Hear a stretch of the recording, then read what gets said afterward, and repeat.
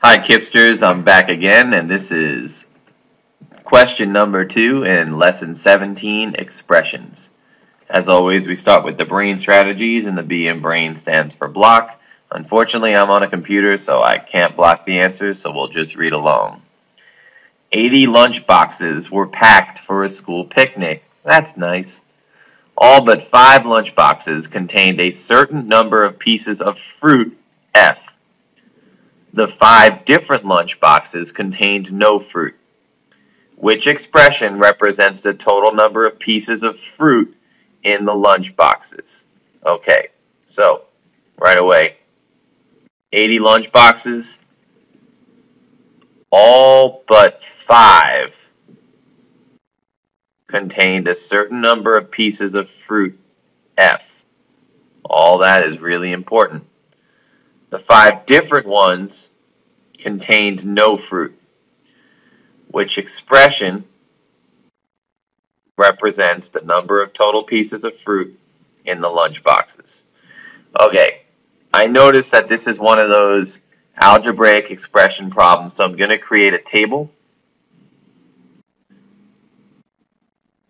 And I just need to think about what the problem is about. It's definitely talking about pieces of fruit. So I'm going to label one side pieces. Sorry again about the handwriting, people. Be nice to me. Pieces of fruit.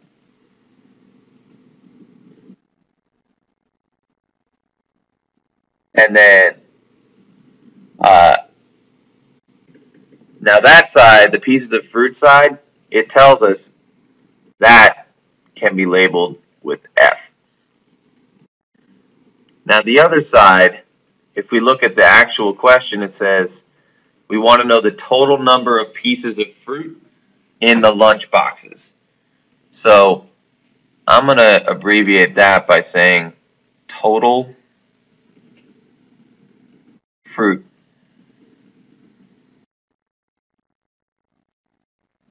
In boxes.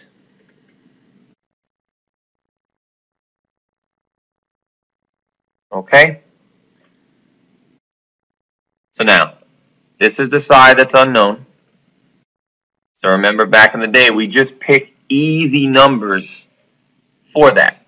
And I can't think of an easier number than 1. So if we go and think about the problem, if there's one piece of fruit, it says all but 5 lunch boxes contained a certain number of pieces of fruit, F.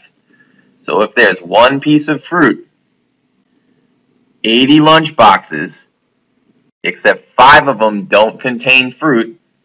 Think about it for a second. How much total fruit are in the boxes? Yep, the answer is 75. Because if every lunch box had fruit in it, then it'd be 80. But it says 5 different lunch boxes contain no fruit. So it's basically 80 minus 5. All right, what about 2? What about if every lunchbox had 2 pieces of fruit in it? All right, well, remember, 5 of them don't have any fruit still, but all the other ones have 2 pieces of fruit in it. So that would be 150. Okay, and I got that just by thinking about 75 times the 2. And already, you might be able to see a pattern. Let's try one more.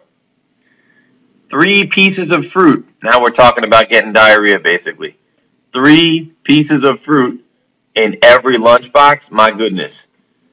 Remember, all but 5 lunchboxes, so it's 80 minus 5. That's 75 lunchboxes with 3 in each box. That's going to give me 5, 1, 225. Okay, so we made a pretty good table that's helping us figure out the relationship between F and the total number of fruit in the boxes. So let's take a look and uncover our answers. Is the relationship 75 plus F I don't think so. I felt like what I was doing was multiplication. 75 plus f, that would be 76. 75 plus 2 would be 70. That's definitely not it. Did I multiply by 80 and then subtract 5? Well, if I multiply by 80 here and subtract 5, 1 times 80 is 80 minus 5. Oh, that does make 75. Maybe that one works. But I better try and check to make sure that it works for all of them. So 2 times 80 minus 5, I think that's something we can do in our head, KIPPsters. 2 times 80, that's 160 minus 5. 160 minus 5, that's 155. Nope, that's not the pattern either. Okay, so we crossed that one out. Let's actually go back and erase these because that's not the pattern. So letter B is gone. Did we do 80 plus 5? I don't remember adding at all. I remember doing the subtracting. So I'm going to say 80 minus 5. Because think about it. 80 minus 5 is 75.